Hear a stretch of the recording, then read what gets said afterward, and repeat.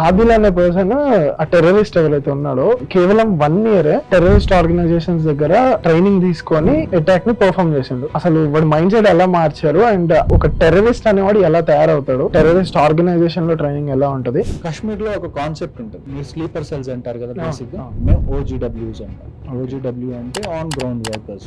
ఎవరైతే ఈ టెర్రరిస్ట్ కోసం పనిచేస్తారో కాశ్మీర్ లో సైలెంట్ గా, మీరు చూస్తే వాళ్ళు సైకిల్ షాప్ ఉంటది, ఎవరో వాళ్ళకి బాదాం షాప్, అక్రూట్ షాప్, ఏదో ఒక నార్మల్ బిజినెస్ ఉంటది, కానీ వాళ్ళు సమ్వేర్ దే ఆర్ సింపథైజర్స్. వాళ్ళు ఏంటంటే టెర్రరిస్ట్ వాళ్ళ హీరోస్ గా వాళ్ళు అనుకుంటారు. సో అలాంటి వాళ్ళు చాలా మంది హెల్ప్ చేయడానికి మీకు లోకల్ పబ్లిక్ లో ఉన్నారు ఆల్రెడీ. కాశ్మీర్ ని కాపాడుతానన్న ఫీలింగ్ లో ఎవడైతే ఉంటాడో వాడు ఏం చేస్తాడు, he will go step ahead.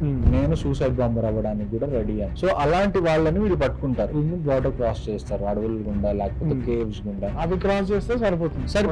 So అలాంటి చోట ఒకటి కన్స్ట్రక్ట్ చేసి దాన్ని మెయింటైన్ చేయడం కంపారిటివ్లీ చాలా కష్టం. సో వీళ్ళు అటువైపు వెళ్తారు, వీళ్ళకి ట్రైనింగ్ ఇస్తారు. ట్రైనింగ్ ఎలాగ ఇస్తారు, ఎవరన్నా కొద్దిగా చదువుకున్నాడు, కొద్దిగా మైండ్ ఇంటెలెక్ట్ ఉన్నాడు అని అనుకున్నాడికి ఏం చేస్తారు, వాడికి బాంబు ఎలా తయారు చేయాలి, ఐడి ఎలా తయారు చేయాలి, ఇవన్నీ నేర్పిస్తారు.